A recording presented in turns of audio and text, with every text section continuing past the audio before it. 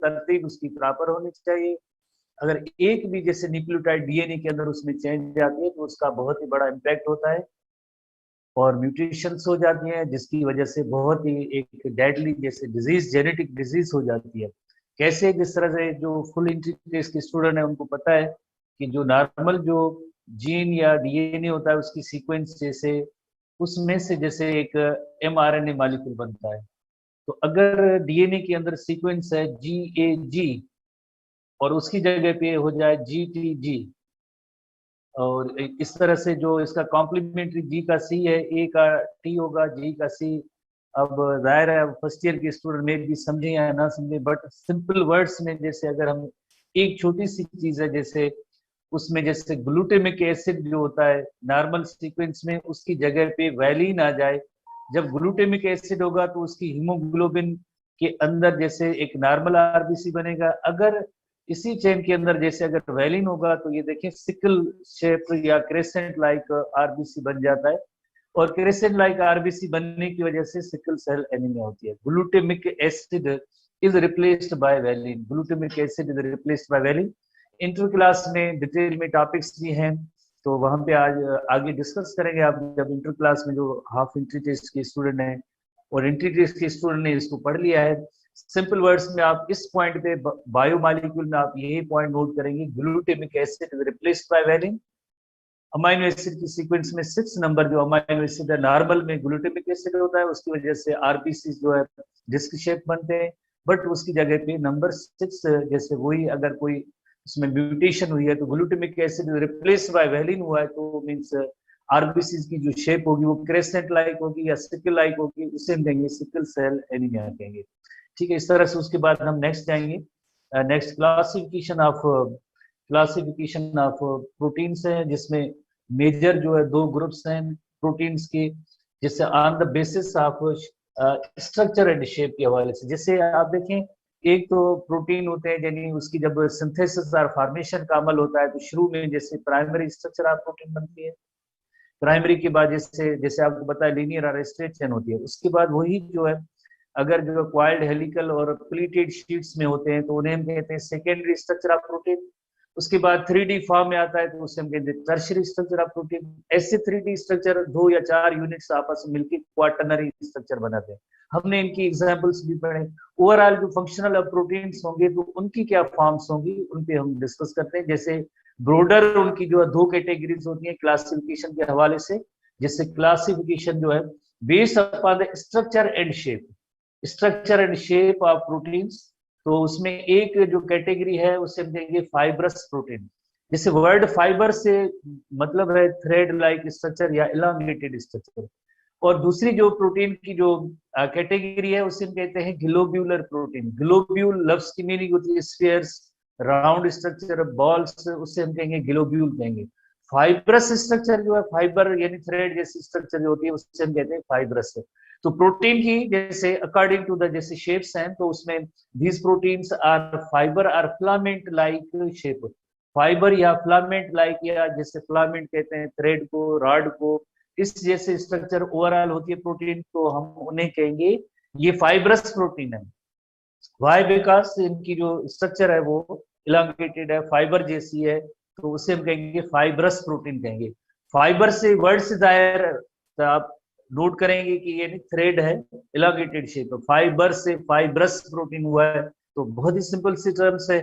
और इसकी जो फीचर्स है 2-3 features with example, features with example जो आपको याद करना, यही टॉपिक तो इम्पोर्टेंट होते हैं बायोलॉजिकल। जैसे जितनी भी डेफिनेशंस हैं और उसमें टॉपिक्स हैं उसमें एक जनरल कैटेगरी होती है, प्लस में हर एक का एक एग्जाम्पल्स वाइज जो भी होती है पॉइंट्स उनको भी आपको नोट करना होता है। Therefore, they exist in a secondary structure of protein during function। आप स्टूडेंट्स को याद होगा जैसे एसटीपी के अंदर आपने जैसे पढ़ा है प्राइमरी स्ट्रक्चर का एग्जाम्पल, कल आपने इंसुलिन लिया था। सेकेंडरी स्ट्रक्चर का example hair and spider web लिया था। हेयर एंड स्पाइडर वेब अगर आपको याद है, हेयर या स्पाइडर वेब इसमें फाइब्रस प्रोटीन होते हैं, ये फाइब्रस प्रोटीन की कैटेगरी में आते हैं हेयर्स एंड स्पाइडर वेब। इसी तरह से और भी हमें एग्जाम्पल आज जैसे पढ़ेंगे, बट ये जो होते हैं किस फॉर्म में होते हैं, शेप में होते हैं, in the form of thread और फाइबर की सूरत में होते हैं, जो इनसॉल्युबल इन वाटर होते हैं, प्लस में ये इलास्टिक इन नेचर भी होते हैं, इलास्टिक इन नेचर भी होते हैं, बिकॉज इनमें इलास्टिक, जैसे मसल कॉन्ट्रेक्शन के हवाले से जो प्रोटीन है एक्टिन एंड मायोसिन प्रोटीन है मसल कॉन्ट्रेक्शन, तो ये इसमें यानी इलास्टिसिटी भी होती है, फाइब्रस है, थ्रेड लाइक स्ट्रक्चर है, फिलामेंट लाइक स्ट्रक्चर है, इनसॉल्युबल इन वाटर है, और इलास्टिक इन नेचर है, इलास्टिक इन नेचर है, इनसॉल्युबल इन वाटर है या एक्वस मीडियम हम जिसे कहें, इलास्टिक इन नेचर है, प्लस में के नॉट बी क्रिस्टलाइज्ड। ये थ्री फीचर्स है आपको इनकी जो जैसे फाइब्रस प्रोटीन है इनकी आपको याद करनी है, कौन सी की ओवरऑल जो फिलामेंट लाइक इनकी शेप है। नंबर टू जैसे पॉइंट है वो है कि सेकेंडरी स्ट्रक्चर आप प्रोटीन में होते हैं और उसके बाद they are insoluble in water, और इसी तरह से इलास्टिक इन नेचर होते हैं और can not be crystallised. Because जब हम ग्लोब्यूलर प्रोटीन पढ़ेंगे तो यही पॉइंट्स होंगी, उसका जैसे हम कंट्रास्ट लेंगे। ग्लोब्यूलर में जैसे यहीं पे अगर आप देखना चाहे इसके साथ कंट्रास्ट करें इसका, तो ये ग्लोब्यूलर स्फीयर और बॉल लाइक होंगे, वो होंगे टर्शियरी एंड क्वार्टरनरी स्ट्रक्चर में हो सकते हैं, वो सॉल्युबल इन वाटर होंगे, वो इन इलास्टिक होंगे, जैसे इलास्टिक है वो इन इलास्टिक है, ये के नॉट बी क्रिस्टलाइज्ड वो can be crystallised, with example की डिफरेंस होगी।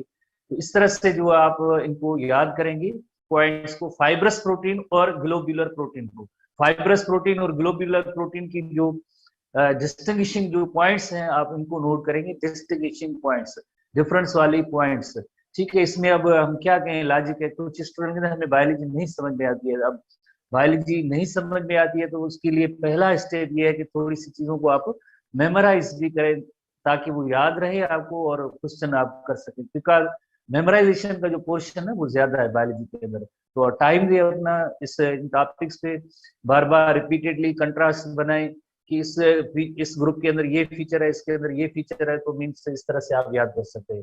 ठीक है, हम जो केमिस्ट्री की जैसे अप्रोच है इतनी बड़ी हमारे बायोलॉजी की, इस बायोमॉलिक्यूल में इतनी बड़ी अप्रोच नहीं है कि आप जैसे हर एक ऑयल पे जाए, एलिमेंट पे जाएं किस तरह से, बट जो चीजें टेक्स्ट बुक की हैं बायोमॉलिक्यूल्स में हम उन्हीं को डिस्कस करें। तो जो की पॉइंट्स है आपका काम यानी इतना ही होता है, फोकस्ड काम है कि आप इनको याद करें। अगर टेस्ट के अंदर ऐसे सवाल आए कैटेगरी के या कुछ, तो आपको वो बिल्कुल आपकी मेमोरी में हो और आप एकदम उसका जवाब दे सकें। तो अगेन फाइब्रस प्रोटीन यानी फाइबर और फिलामेंट लाइक शेप होती है, सेकेंडरी स्ट्रक्चर ऑफ प्रोटीन में होते हैं और इनसॉल्युबल इन वाटर है, इलास्टिक है, कैन नॉट बी क्रिस्टलाइज। अब हम आते हैं इसके एग्जाम्पल में, जैसे कोलेजन फाइबर्स आपने यकीनन सुना होगा, collagen fibre support and movement के अंदर कोलेजन फाइबर।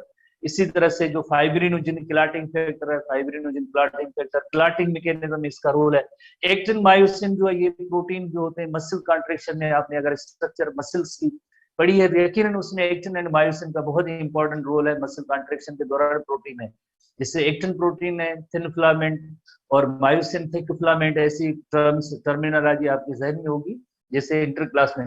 और केराटिन है, केराटिन जैसे हमारे हेयर्स हैं, नील्स हैं, एनिमल्स के अंदर हॉर्न्स हैं, हूफ्स हैं, उनके अंदर केराटिन प्रोटीन होता है, उनके अंदर केराटिन प्रोटीन होता है। इस तरह से जो है ज्यादा इतनी इसकी डिटेल नहीं है, ज्यादा डिटेल नहीं है यहाँ पे, जस्ट आपको एग्जाम्पल वाइज इनको याद करना है, कोई दूसरी चीज इसमें एडिशनल नहीं है। बट हमारे पास जैसे थोड़ी सी इलस्ट्रेशन इस तरह से है कि आप इनकी डायग्राम को जैसे थोड़ा सा फाइबर फॉर्म में जैसे नोट कर सकते हैं। जैसे ये कोलेजन का फाइबर है, कोलेजन फाइबर प्रोटीन है, कोलेजन प्रोटीन, तो इसमें कोलेजन का ये फाइबर है। इसी तरह से नेक्स्ट जो है जैसे आप नोट करेंगे कोलेजन फाइबर के बाद जैसे आप जैसे क्लॉटिंग मैकेनिज्म में फाइब्रिनोजन प्रोटीन का रोल है। ये फाइब्रिनोजन प्रोटीन है, इसमें जो है ये इसका जो रोल होता है क्लॉटिंग मैकेनिज्म में होता है। तो ये जो फाइबर्स है ये फाइब्रिनोजन प्रोटीन उसके बारे में क्लॉटिंग मैकेनिज्म में।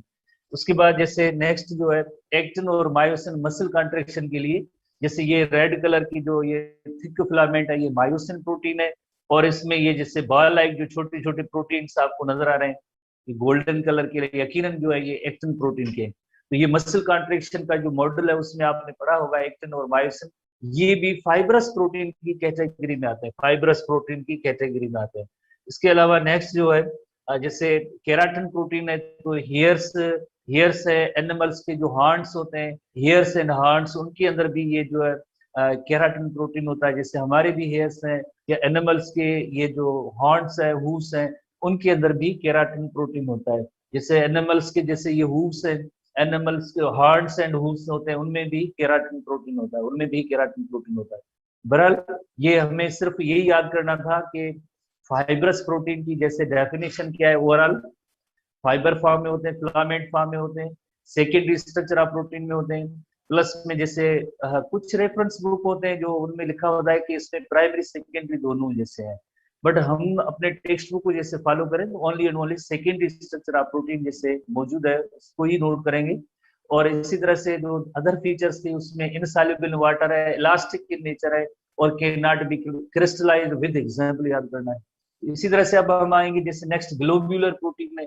ग्लोब्यूलर प्रोटीन आपको पता है ग्लोब्यूल जैसे स्फीयर और बॉल, स्फेरिकल और ग्लोब्यूल की तरह इसकी जो शेप होती है, तो इस वजह से हम कहेंगे globular protein. So they are called, overall इनकी लुक या जो इनकी शेप जो नजर आएगी वो ग्लोब्यूल जैसी नजर आएगी, so they are called globular protein.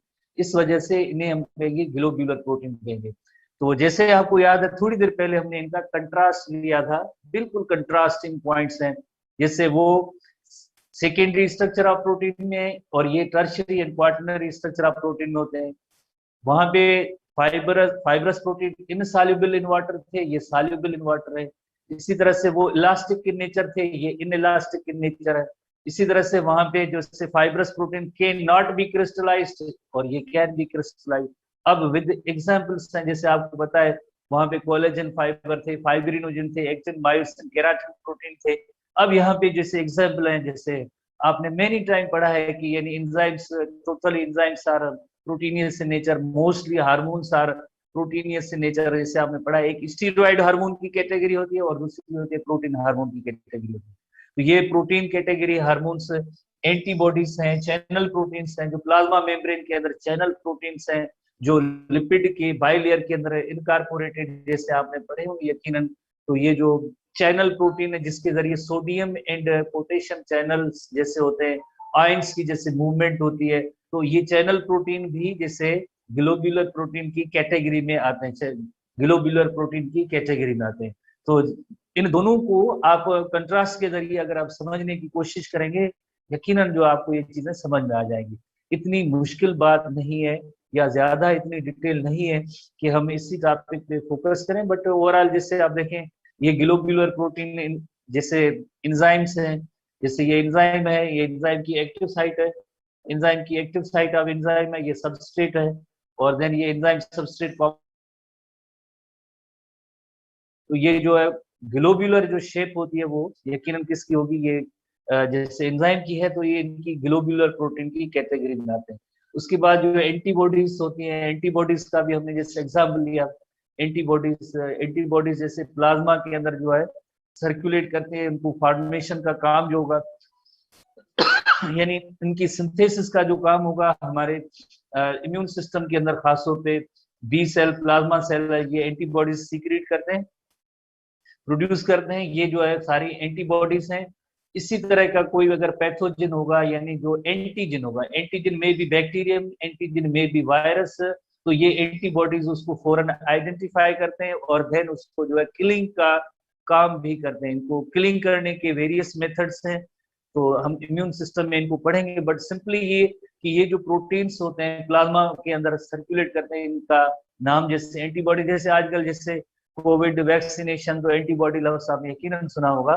तो जो भी एंटीजन मीन्स फॉरेन जो पार्टिकल, चाहे वो बैक्टीरियम हो या वायरस हो, जब भी बॉडी के अंदर दाखिल होगा तो उसके बाद जो अगर उस एंटीजन के अगेंस्ट एंटीबॉडीज किसी पर्सन में मौजूद हैं, तो यकीनन इन वायरसेस को या बैक्टीरिया को ये ट्रेस करेंगे, किल कर देते हैं। तो ये इतने इंपॉर्टेंट प्रोटीन्स हैं जो हमारी डिफेंस मैकेनिज्म में, इम्यून सिस्टम को जैसे रेगुलेट करने में इन एंटीबॉडीज प्रोटीन का बहुत ही इंपॉर्टेंट रोल होता है।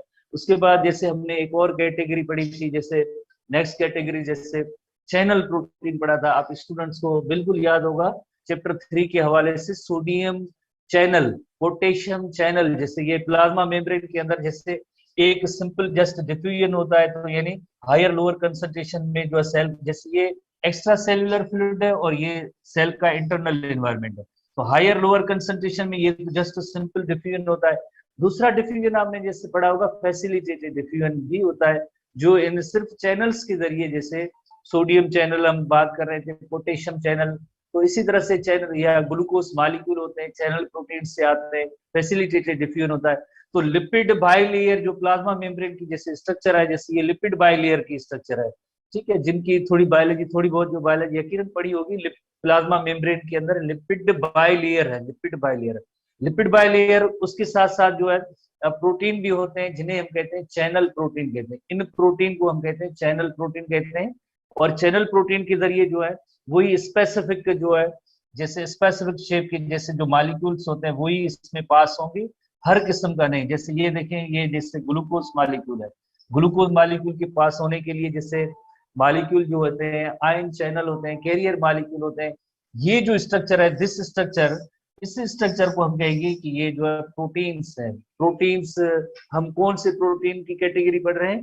ग्लोब्यूलर प्रोटीन की कैटेगरी पढ़ रहे हैं, फाइब्रस प्रोटीन की नहीं, ग्लोब्यूलर। तो ये सारे एग्जाम्पल थे, थोड़ी सी हमने इसकी इलस्ट्रेशन देखी है इस वजह से, ताकि ये टर्म्स आपको याद हो जाए। प्रोसेस नहीं है बायोलॉजिकल मॉलिक्यूल में, यहाँ पे जैसे हम ये प्रोसेस बता रहे हैं कि डिफ्यूजन, इस तरह से कोई प्रोसेस वगैरह इस इन टॉपिक्स में इंक्लूड नहीं है। जस्ट उसकी एक सिग्निफिकेंस देख रहे हैं कि इन मॉलिक्यूल्स की सिग्निफिकेंस क्या होती है या इंपॉर्टेंस क्या होती है, ठीक है, सिग्निफिकेंस और इंपॉर्टेंस। उसके बाद नेक्स्ट एक चार्ट होगा, यकीनन जो उस चार्ट को आप याद करेंगे उसमें बहुत ही इंपॉर्टेंट क्वेश्चन है। हर एक जैसे टाइप है प्रोटीन का, उसके अंदर उसके फंक्शंस भी मौजूद हैं, ठीक है। काफी सारी चीजें जैसे सिलेबस के अंदर जैसे अनक्लियर है, जैसे अनक्लियर की मीनिंग है, जैसे प्रोटीन हेडिंग दी गई है आपके लिए, ये नहीं लिखा गया है कि आप इसमें जो है फंक्शंस जो इनको याद करें या ना करें। हमें याद है बिल्कुल 2-3 साल पहले, जैसे एक मैं हमेशा जैसे एक एग्जाम्पल देता हूँ कि उस सिलेबस के अंदर एक डिजीज थी,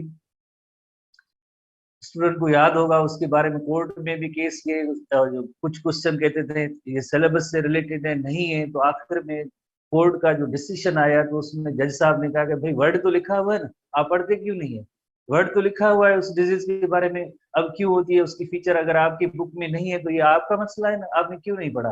कोर्ट का एक डिसीजन है, यानी सिलेबस में उसकी वो पॉइंट थी ही नहीं, टेक्स्ट बुक में, किसी टेक्स्ट बुक में, सिलेबस तो दूर की बात है, टेक्स्ट बुक के अंदर वो पॉइंट नहीं थी, बट वो जस्टिफाई कर दिया उन्होंने। तो इसी तरह से अगर ऐसे सवाल आ जाते हैं, जैसे कल भी स्टूडेंट पूछ रहे थे, हमने जैसे कुछ कल शाम में जेनेटिक्स का पोर्शन पढ़ा था, ये टॉपिक ही नहीं है, ये टॉपिक ही नहीं, आप क्यों पढ़ा रहे? हम इस वजह से पढ़ा रहे हैं कि इनहेरिटेंस ऑफ हीमोफिलिया मौजूद है, इनहेरिटेंस में यानी क्रॉसेस भी आ सकते हैं, और उसकी इनहेरिटेंस में दूसरा जो पिक्टोरियल फॉर्म है वो भी आ सकता है। तो ये तो हमारी मजबूरी, हम तो पढ़ाएंगे थोड़ा बहुत, बट ये आपके लिए हम पढ़ा रहे हैं ताकि आप चीजें इनको याद करें, अगर टेस्ट में आ जाए वेल एंड गुड, वरना वरना आपको जरा तकलीफ होती है याद करने में, उसके लिए हमें माजरत था कि आपको हमने ये क्यों पढ़ाया, ठीक है। ओवरऑल तो हम आते हैं रोल ऑफ प्रोटीन की तरफ आते हैं, रोल ऑफ प्रोटीन की तरफ आते हैं कि proteins are very important molecules in our cells, they are involve in cell function. Plus में बुक की रीडिंग भी है, काफी सारे स्टूडेंट में मैसेज है हम बुक की रीडिंग करते नहीं है, तो हम बुक की रीडिंग भी कर रहे हैं। Each protein with the body has a specific function, और ये इनको हम क्या पढ़ें, ओवरऑल जो चार्ट होगा यकीनन उस चार्ट के अंदर ये सारी चीजें मौजूद हैं चार्ट के अंदर।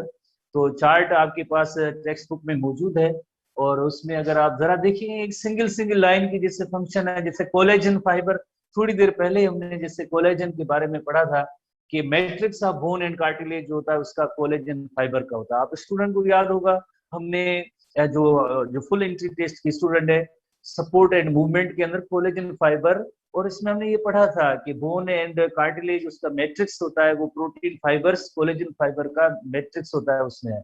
elastin provides support to connective tissues such as tendons and ligament. Tendons and ligament full entities के स्टूडेंट को मालूम है, जिससे लिगामेंट और टेंडन जैसे आपने ज्वाइंट के हवाले से यकीनन पढ़े थे, तो उनकी जो है जाहिर है ये इलास्टिक होते हैं, मूवमेंट होती है ज्वाइंट्स पे, तो इनमें ये इलास्टिन प्रोटीन की वजह से होता है, why because of elastin protein की वजह से।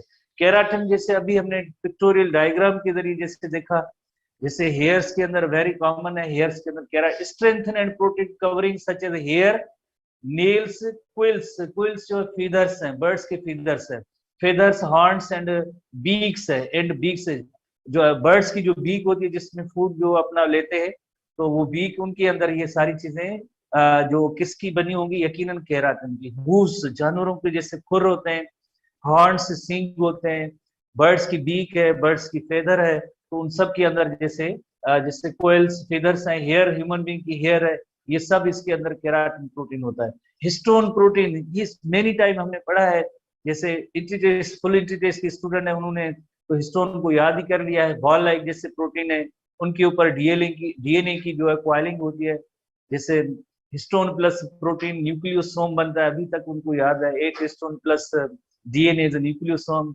इवन उनको जो है विड्थ भी याद है, सब कुछ याद है, ठीक है। बहरहाल तो ये जो हर एक प्रोटीन है और उसका फंक्शन है, सिंगल लाइन के अंदर एक की वर्ड ही, जैसे इसको आप याद करते जाएं, बस याद करने का काम ज्यादा है, इस वजह से थोड़ी ये बेहतर नहीं है इसमें नजर आ रही है। तो बुक को देखते हैं, 45 पेज पे जैसे मौजूद है chart, list of functional proteins. ये सारे स्ट्रक्चरल प्रोटीन थे जिसमें collagen, elastin, keratin and histone. और फंक्शनल प्रोटीन्स, बॉडी के अंदर कोई यकीनन उसकी जो मेटाबॉलिक एक्टिविटीज के अंदर उसका यकीनन कोई रोल होगा, तो उसे हम कहते हैं फंक्शनल प्रोटीन। एंजाइम के बारे में आपको फेमिलियर है, अच्छी तरह से जानते हैं कि मेटाबॉलिक एक्टिविटीज है, रिएक्शंस है, एंजाइम के बगैर नहीं हो सकती हैं, तो ये बायो कैटलिस्ट है। तो most of the enzymes are proteins which control metabolism, they speed up the biochemical reaction. तो बायोकेमिकल रिएक्शन चैप्टर भी पूरा है, अलग है, आपने पढ़ा भी होगा, तो इसमें इतनी ज्यादा टाइम देने की जरूरत। हार्मोन्स भी पढ़ा हुआ आपने, जिससे आपको पता है कि हार्मोन्स जिसे हम कहते हैं केमिकल मैसेंजर कहते हैं, केमिकल मैसेंजर, एंडोक्राइन ग्लैंड की सिक्रीशन को हम हार्मोन कहते हैं। और इसमें हार्मोन भी एक प्रोटीन कैटेगरी होती है और दूसरी स्टीरॉयड कैटेगरी होती है। तो प्रोटीनियस हार्मोन भी होते हैं, जैसे आपको पता है हर हार्मोन का एक कोई टारगेट ऑर्गन होगा, टारगेट सेल होगा, उस पर जाके एक्ट करते हैं, और उस सेल की जो फिजियोलॉजी है, मेटाबॉलिक एक्टिविटीज है, उसको ये चेंज करते हैं, मॉडिफाई करते हैं, इफेक्ट करते हैं।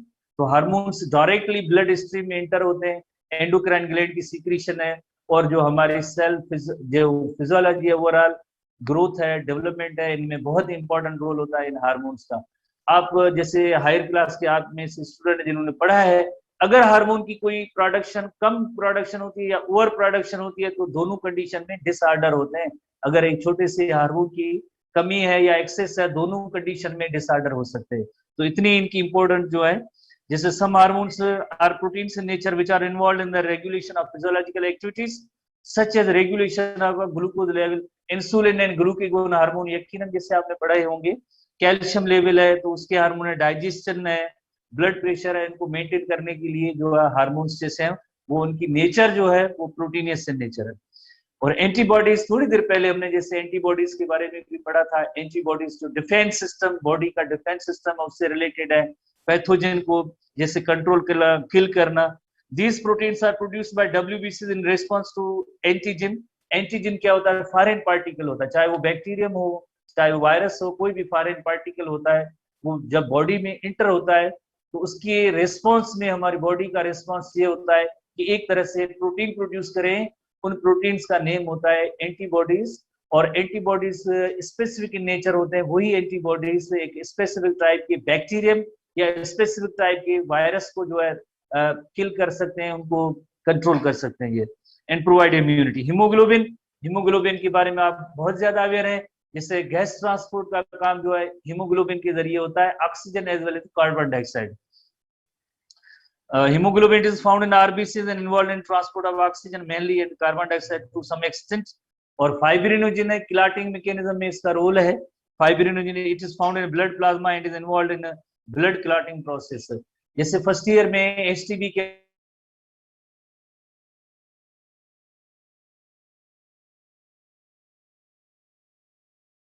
आपने जैसे फर्स्ट ईयर में चैप्टर 12 के अंदर पढ़े होंगे डाइजेस्टिव सिस्टम के हवाले से, तो उसमें ये मिल्क के अंदर प्रोटीन होते हैं और ये स्टोरेज से रिलेटेड, जैसे एग होता है, एग व्हाइट, तो उसके अंदर प्रोटीन है, तो ये स्टोरेज है।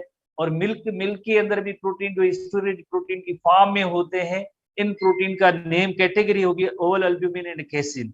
Oval albumin is found in egg white and casein is milk based protein. Both of them are involved in storage of amino acid, storage of amino acid इनका role है। तो बहुत ही आसान है, एक सिंगल वर्ड से, जैसे जो वर्ड है उसके जरिए आप इसकी फंक्शन को भी आइडेंटिफाई कर सकते हैं, नोट कर सकते हैं, याद कर सकते हैं, ठीक है। उसके बाद हम नेक्स्ट बायोमॉलिक्यूल में आएंगे, लिपिड की तरफ आएंगे, लिपिड बायोमॉलिक्यूल उस तरफ आएंगे। लिपिड बायोमॉलिक्यूल है।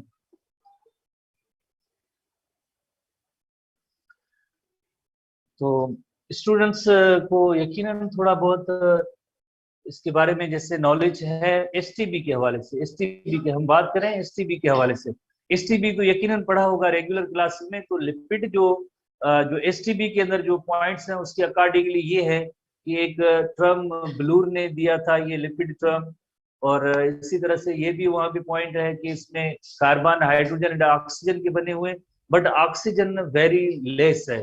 जैसे कि स्टीरिन के बारे में पढ़ा है C57H110O6, यानी हमने कार्बोहाइड्रेट पढ़े थे तो उसमें यानी एक थोड़ा सा रेशो फिक्स था। जैसे मोनोसेकेराइड्स के अंदर आपने जैसे देखा अगर C5 है H10O5 होते हैं, एक प्रॉपर रेशो है CnH2nOn, इस तरह से एक प्रॉपर रेशो। बट यहाँ भी अगर आप देखिए C57H110 एंड O6, तो जैसे आप देखें O6 यानी oxygen is very less, otherwise carbon hydrogen and oxygen के बने होते हैं, लिपिड बने होते हैं।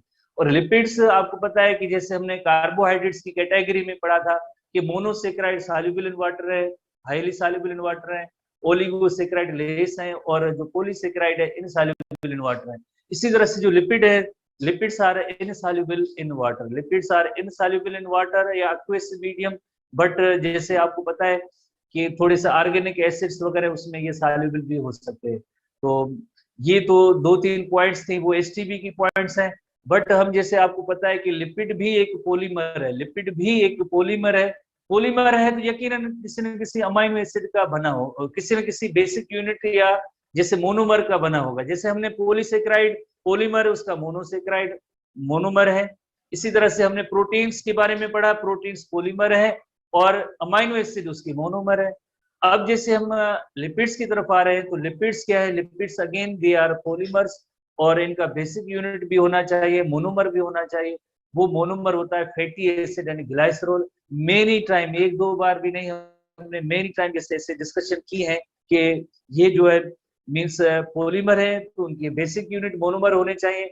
तो ये इसकी मोनोमर है fatty acids and glycerol, fatty acid and glycerol. याद करेंगे आप fatty acid and glycerol, plus में आपको बॉन्डिंग भी याद करनी है। जैसे ग्लूकोज ग्लूकोज लिंक्ड होते हैं ग्लाइकोसाइडिक लिंकेज के जरिए, और जो प्रोटीन में अमाइनो एसिड्स होते हैं, अमाइनो एसिड्स जो है पेप्टाइड बॉन्ड और अमाइड बॉन्ड के जरिए लिंक होते हैं। One amino acid is linked with another amino acid by peptide bond.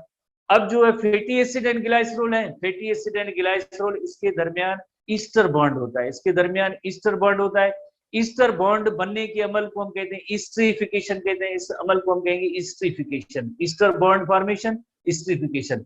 पढ़ेंगे ईस्टर कैसे बनता है, जैसे हमने पढ़ा था पेप्टाइड बॉन्ड के बारे में भी पढ़ा था हाउ इट इज फॉर्म्ड, और इसी तरह से जो है ग्लाइकोसाइडिक बॉन्ड भी पढ़ा था। तो अब हम ईस्टर बॉन्ड फॉर्मेशन भी पढ़ेंगे, टेक्स्ट बुक की पॉइंट्स को ही डिस्कस करेंगे, ठीक है। तो ये सारी चीजें जो एनटीबी में फिलहाल ये जो एनटीबी है इसके अंदर जो मौजूद है, एनटीबी के अंदर आप जैसे देखें lipids are the collective name for variety of organic compounds such as fats है, ऑयल्स हैं, वैक्सेस हैं और स्टीरॉइड्स हैं, they are found in the body, therefore they are defined as heterogeneous group of organic compounds. Heterogeneous की meaning होती है कि इसमें वेरियस और डाइवर्स ग्रुप है, हेटेरोजेनस। प्लस में फैटी एसिड एंड ग्लाइसरॉल एक जैसे मोनोमर नहीं है, दो मोनोमर है फैटी एसिड एंड ग्लाइसरॉल, तो हेटेरोजेनस है।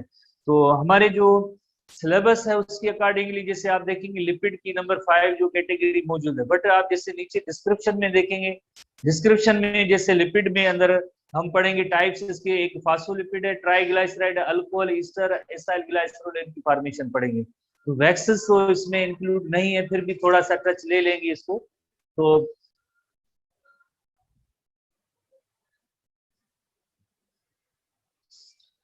and insoluble in water है, they are insoluble in water but soluble in organic solvent है such as acetone, alcohol and ether, उसके अंदर जो है ये solvent होते हैं।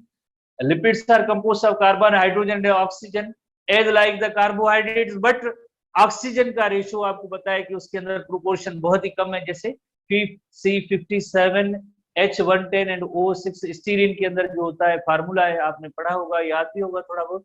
तो मीन्स ये जो है इसमें अगर आप ऑक्सीजन का रेशो देखेंगे बहुत ही कम है, otherwise carbon hydrogen and oxygen ही है, बट एक जैसे part component that is oxygen वो बहुत ही कम होता है। however they are relatively they have less oxygen in proportion to the carbon and hydrogen then do carbohydrates. जैसे कार्बोहाइड्रेट के अंदर कार्बन हाइड्रोजन एंड ऑक्सीजन है, इस तरह से नहीं है, इसमें ऑक्सीजन का रेशो है बहुत ही कम है, इसमें ऑक्सीजन का रेशो बहुत ही कम है। एग्जाम्पल दिया गया स्टीरिन जिसका फार्मूला भी है, आप याद भी करेंगे, एसटीबी एनटीबी दोनों के अंदर फार्मूला मौजूद है। इंपॉर्टेंट ऐसी चीजें होती है जिनको आपको याद करनी होती है, काफी सारी चीजें याद करनी होती है इसमें, जैसे लॉजिक्स कम है, याद करने वाली चीजें ज्यादा है, मेमोराइजेशन का काम ज्यादा है। इसी तरह से due to high contents of carbon and hydrogen, जिससे कि आपको पता है कि ऑर्गेनिक मॉलिक्यूल होते हैं उसमें जो basic element carbon covalently bonded with hydrogen होता है तो उसे ऑर्गेनिक कहते हैं।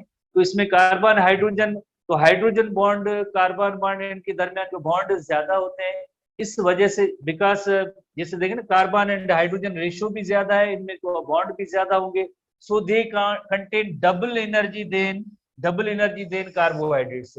जो लिपिड्स के अंदर जो एनर्जी होती है वो डबल एनर्जी देन कार्बोहाइड्रेट्स। आवाज प्लीज लाइट थी, आवाज सुनो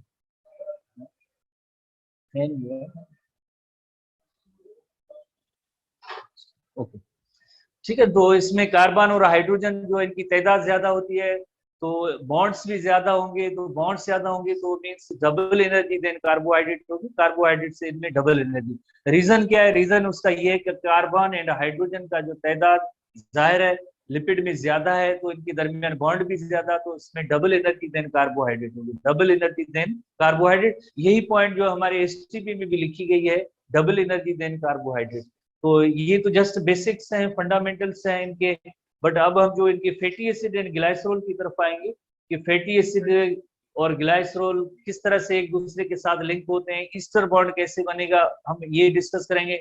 बट एनटीबी के हवाले से पॉइंट्स में आप देखेंगे सबसे पहले इनकी जो टाइप्स हैं कंपोनेंट्स, जैसे ओवरऑल जनरली लिपिड की जो है थोड़ी सी सिग्निफिकेंस है कि सेल मेम्ब्रेन के भी कंपोनेंट्स हैं, जैसे फास्फोलिपिड, लिपिड का बाइलेयर हम जो पढ़ते हैं वो फास्फोलिपिड इन नेचर होते हैं।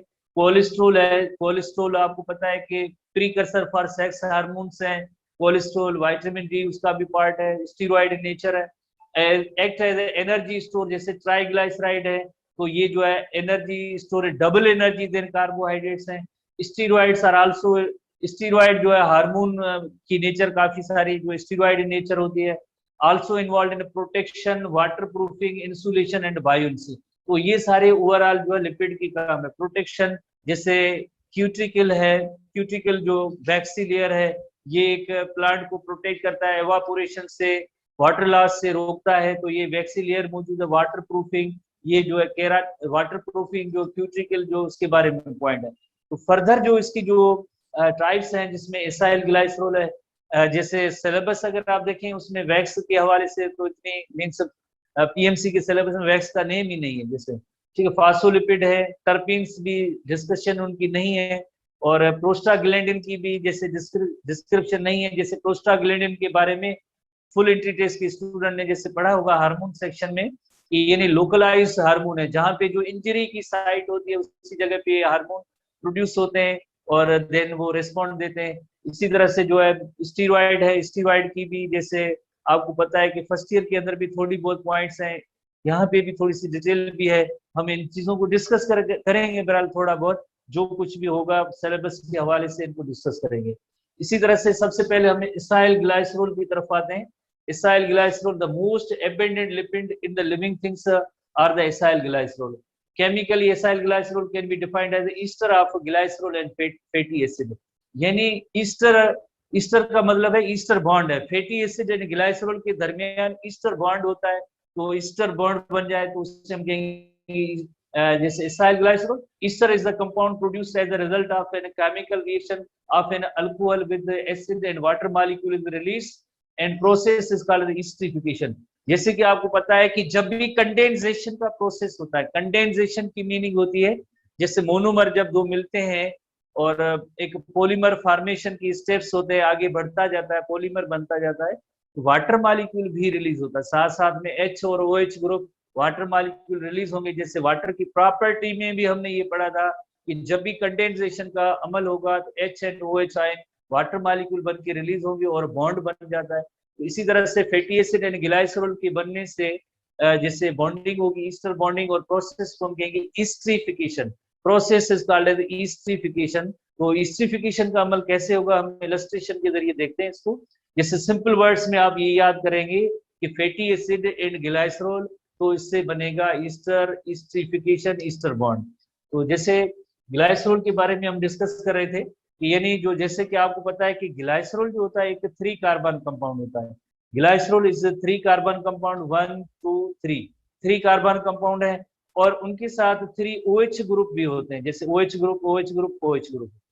ग्लाइसरॉल 3 कार्बन कंपाउंड है और उसके अंदर 3 OH ग्रुप भी होते हैं, 3 OH ग्रुप होते हैं। तो यकीनन जैसे OH ग्रुप होते हैं, कंडेंसेशन का जो प्रोसेस होगा, कंडेंसेशन के प्रोसेस में OH एंड H मिलके वाटर मॉलिक्यूल बनाएंगे, वाटर रिलीज होगा, बॉन्ड बनेगा। तो आप जैसे देखें ये ग्लाइसरॉल है और ये फैटी एसिड है। ये एक येलो कलर जो आपको नजर आ रहा है, ये फैटी एसिड है। फैटी एसिड की जो चेन होती है उसमें जैसे CH ऐसी चेन होगी और इस फैटी एसिड के एंड में कार्बो ऑक्सैलिक ग्रुप होगा। फैटी एसिड के एंड में कार्बो ऑक्सैलिक ग्रुप होता है जिसे कहते हैं COOH कहते हैं, C double bond O and OH, C double bond O and OH, COOH कार्बो oxalic acid group जो होता है। तो यानी फैटी एसिड के एंड पे कार्बो ऑक्सैलिक ग्रुप है और ग्लाइसरॉल में OH ग्रुप है। ग्लाइसरॉल में जैसे OH ग्रुप है, जैसे 3 कार्बन है उनके साथ जैसे OH है, तो इस OH ग्रुप का H पार्ट, OH ग्रुप का H पार्ट, और ये जो कार्बो ऑक्सैलिक एसिड ग्रुप है उसका OH है। H एंड OH आपस में मिलकर वाटर मॉलिक्यूल बनेंगे और देन यहाँ पे एक बॉन्ड बनेगा और उस बॉन्ड का नेम होगा ईस्टर बॉन्ड। और प्रोसेस इज कॉल्ड एज, अब इस तरह से जो मॉलिक्यूल बना उसे हम कहेंगे ईस्टर, कहेंगे ईस्ट्रिफिकेशन कहेंगे। तो यही सेम डिटेल जो है इसी NTB में मौजूद है।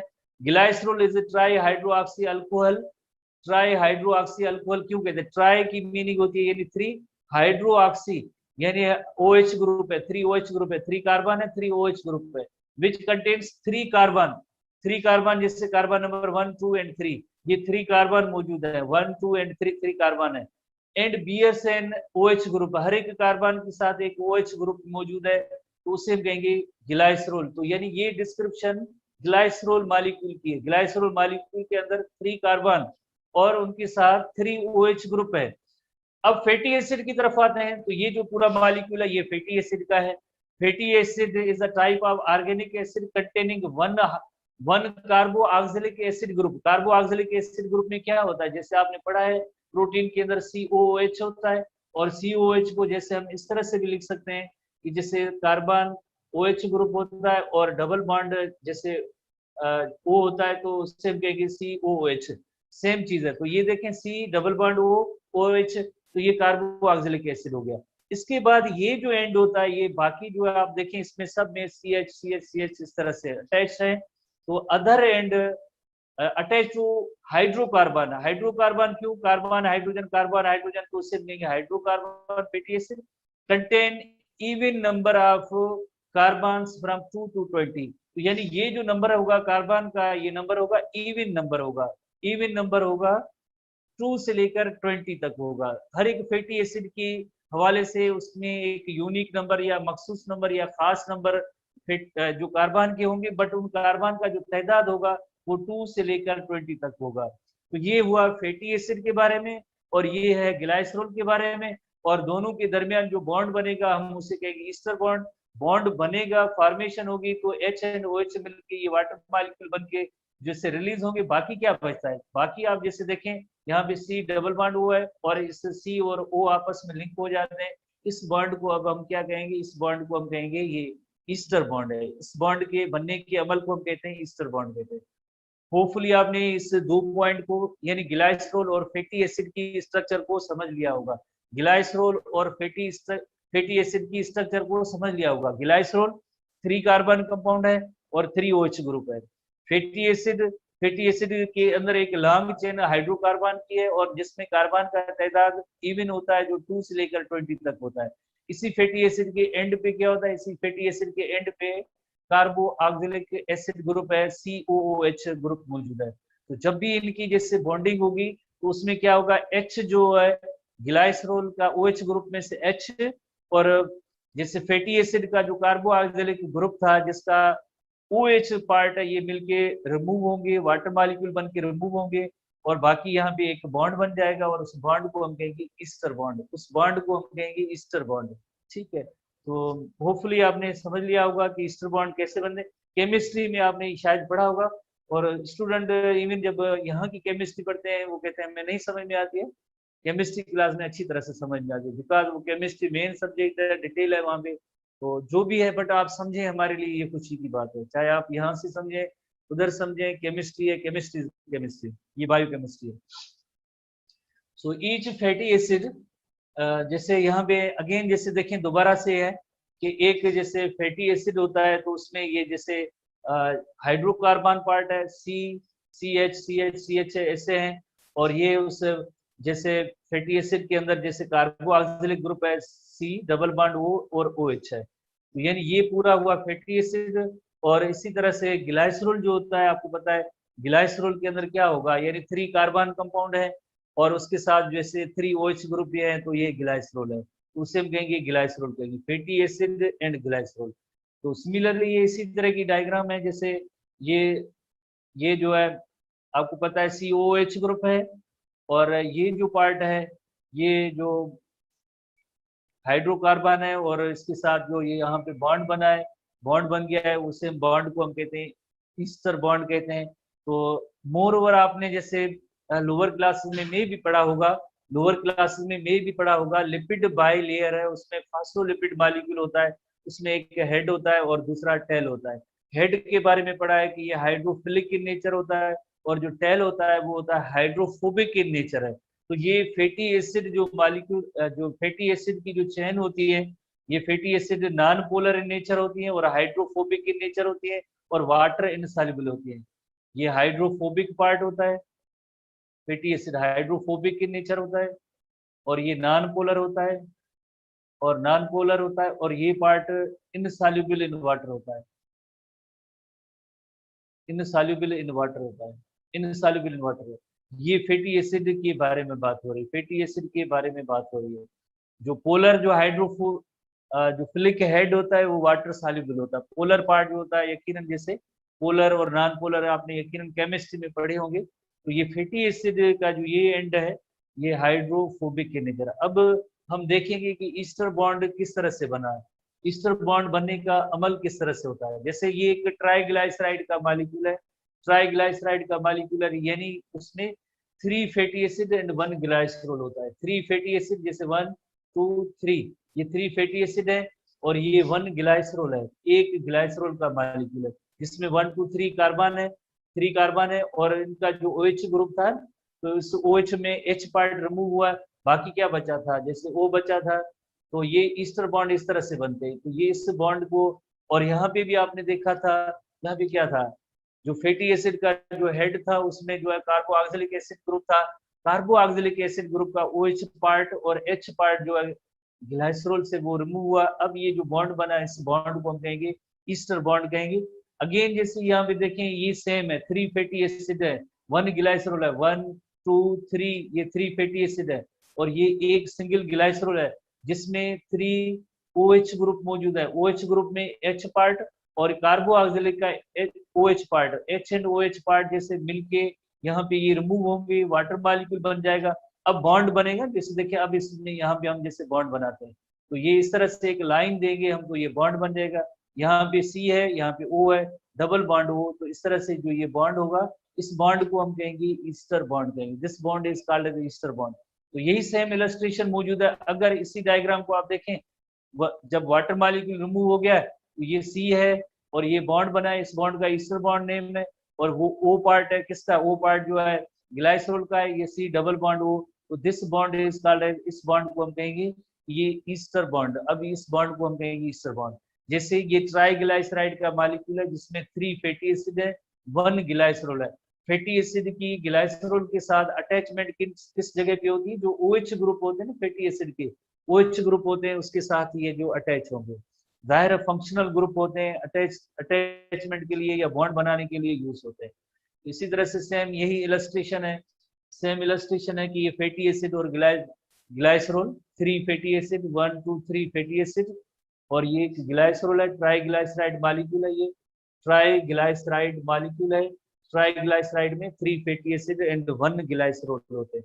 तो बॉन्ड बनता है, कैसे बनता है? तो जैसे ये हर एक ग्लाइसरॉल का जैसे OH ग्रुप का H पार्ट और कार्बोऑक्सिलिक ग्रुप का OH एंड H, जैसे यहाँ से ये वाटर मॉलिक्यूल बन के रिमूव हुआ है और यहाँ पे अगेन देखें बॉन्ड बना है, ईस्टर बॉन्ड बना है। तो ये देखें अब ये जो बॉन्ड है, ये इस बॉन्ड को हम कहेंगे ईस्टर बॉन्ड। अब इस बॉन्ड को हम कहेंगे ईस्टर बॉन्ड। तो यानी ये जो है ट्राइग्लाइसराइड के अंदर 3 फैटी एसिड एंड 1 ग्लाइसरॉल इस तरह से लिंक होते हैं या अटैच होते हैं। तो होपफुली आपने ये समझ लिया होगा और याद भी करते जाएंगे, इनको आहिस्ता आहिस्ता याद भी करते जाएंगे। सो अब नेक्स्ट हम आते हैं कि लिपिड्स में जैसे फर्दर कैटेगरीज जो हम उनको डिस्कस कर रहे हैं। When a glycerol molecule combines with chemically with one fatty acid, a monoglycerol or monoglyceride is formed. जैसे जाहिर है 1 फैटी एसिड एंड 1 ग्लाइसरॉल होगा तो उसे हम कहेंगे मोनोग्लाइसरॉल। ऐसी टर्मिनोलॉजी बायोलॉजी के अंदर या केमिस्ट्री के अंदर आपने पढ़ी होगी, मोनो लफ्ज 1 के लिए इस्तेमाल होता है, मोनोग्लाइसरॉल। इसी तरह से जब 3 fatty acid combine with 1 glycerol molecule, triglyceride is formed. जैसे आपको पता है कि अभी हमने डायग्राम देखी 3 फैटी एसिड एंड 1 ग्लाइसरॉल, तो ये जो ट्राइग्लाइसराइड और ट्राइग्लाइसरॉल बनता है।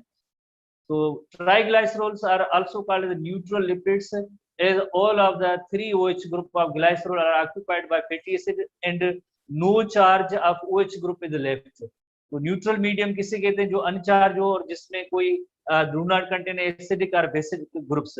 यही सेम पॉइंट जो अभी हम डिस्कस कर रहे थे कि यानी इसको हम क्यों कहते हैं ट्राइग्लाइसराइड न्यूट्रल। तो आप जैसे देखें ग्लाइसरॉल के अंदर क्या है, ग्लाइसरॉल के अंदर जो है, ग्लाइसरॉल के अंदर जैसे आपने देखा कि 3 OH ग्रुप है, 3 OH ग्रुप है और फैटी एसिड ये सब इनके साथ इनकी ईस्टर बॉन्डिंग हो गई। अब कोई भी OH ग्रुप नहीं बचा हुआ है, OH ग्रुप कोई भी फ्री नहीं है, ग्लाइसरॉल का OH ग्रुप कोई भी फ्री नहीं है। इस वजह से हम ट्राइग्लाइसराइड को कहेंगे न्यूट्रल कहेंगे, क्योंकि 3 OH ग्रुप थे, वो 3 के अंदर 3 फैटी एसिड की लिंक हुआ है, बॉन्ड हुआ है और ईस्टर बॉन्ड बन चुका है। अब इसमें OH ग्रुप कोई भी फ्री नहीं है, तो हम इसे कहेंगे कि ये न्यूट्रल जो है लिपिड है, ट्राइग्लाइसराइड इज कॉल्ड न्यूट्रल। जैसे ये जब ट्राइग्लाइसराइड बन गए, जैसे आप देखें प्लस में 3 वाटर मॉलिक्यूल भी जैसे रिलीज होते हैं, तो ये जो OH ग्रुप थे इस ग्लाइसरॉल के सब के साथ जैसे वो फैटी एसिड लिंक हो गए, अब OH ग्रुप बचा ही नहीं, तो हम इसे कहेंगे कि ये न्यूट्रल है। जिसपे कोई चार्ज हो तो दैट इज कॉल्ड न्यूट्रल। यही पॉइंट जो इसमें जो हमारे NTB में मौजूद है ना कि triglyceride are called as neutral lipids as all 3 OH groups of glycerol are occupied by the fatty acid and no charge bearing OH group is left. OH group बचा ही नहीं ग्लाइसरॉल का, सारे फैटी एसिड उसके साथ link हो गए, तो इसे हम कहेंगे न्यूट्रल कहेंगे, न्यूट्रल लिपिड है। तो this is called the neutral lipid. ठीक है, ऐसी छोटी सी चीजें केमिस्ट्री के अंदर यकीनन आपने डिटेल में जो पढ़ी होंगी तो वही सेम है, इसमें कोई बिग डिफरेंस जैसे वो नहीं है।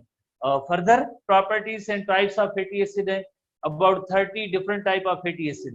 याद करेंगे जैसे 20 types of amino acids हैं, 20 types of amino acids हैं, ये 30 different types of fatty acids हैं are found and fatty acid vary in length। जैसे आप अमाइनो एसिड प्रोटीन के हवाले से देखें 20 types of अमाइनो एसिड, और हर एक अमाइनो एसिड के अंदर जो उनकी प्रोटीन के अंदर अमाइनो एसिड की तादाद भी मखसूस थी, कितने इसमें अमाइनो एसिड होने चाहिए, कौन सी सीक्वेंस होनी चाहिए, वो तो सवाल से आपने पढ़ा। बट यहाँ पे आप जैसे देखें fatty acid very in length, कैसे जिस तरह से जैसे हाइड्रोकार्बन जो ग्रुप होता है फैटी एसिड का, उनका तादाद भी होता है, वो कुछ जरा किन में कम होता है, किन में ज्यादा होता है। कुछ ऐसे मीन्स हाइड्रोकार्बन होंगे जिनमें तादाद कम या ज्यादा भी हो सकता है। तो एसिटिक एसिड है, जैसे उसमें जस्ट ओनली 2 कार्बन है। जैसे आपको याद होगा फैटी एसिड के अंदर कार्बन नंबर जो है, कार्बन नंबर डिफरेंट होते हैं, 2 से लेकर 20 तक हमने पढ़ा था फैटी एसिड के अंदर। जैसे ये फैटी एसिड है उसमें 2 से 20 तक कार्बन होंगे, और यहाँ पे क्या था, यहाँ पे था कार्बोऑक्सिलिक ग्रुप था, आपको पता है। तो कार्बन की तादाद 2 सिर्फ 2 होती है। एसिटिक एसिड में क्रैमिंग की सवाल ज्यादा है, मेमोराइजेशन की ज्यादा है। ब्यूटेरिक एसिड में 4 कार्बन होते, किसमें, ये फैटी एसिड की चेन के अंदर। Are the simplest fatty acid. अब इन्हें हम कहेंगे सिंपलेस्ट, वाई? बिकॉज इनके अंदर कार्बन की तादाद बहुत ही कम है, वरना रेंज है 2 से लेकर 20 तक जो कार्बन आ सकते हैं। तो जस्ट ओनली 2 हैं तो या 4 हैं तो बहुत ही कम है, तो इन्हें हम कहेंगे सिंपलेस्ट फैटी एसिड। बट जैसे पामेटिक एसिड है जिसके अंदर 16 कार्बन होते हैं, और इसी तरह से स्टीरिक एसिड है 18 कार्बन है, और मोस्ट कॉमन फैटी एसिड, ये जो है मोस्ट कॉमन फैटी एसिड है।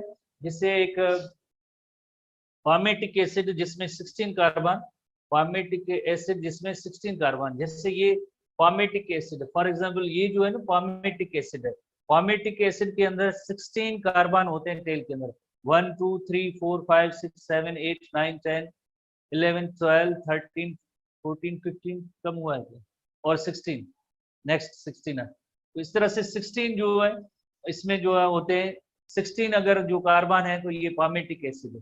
ठीक है, तो ये पामेटिक एसिड है, उसमें 16 कार्बन इनकी जो तादाद होती है 16 कार्बन। तो यही पॉइंट यहाँ पे बताई गई है, यही सेम पॉइंट यहाँ पे बताई गई है कि कार्बन की जो तादाद होती है वो मखसूस होती है। एसिटिक एसिड में 2, ब्यूटेरिक एसिड में 4 है, पामेटिक एसिड में 16, और इसी तरह से स्टीरिक एसिड है उसमें 18 कार्बन जो होते हैं, 18 कार्बन होते हैं। क्रेमिंग टाइप के क्वेश्चन है, ये फैटी एसिड की चेन के अंदर कार्बन एटम का जिक्र है। तो मजीद हम जैसे कल डिस्कस करेंगे।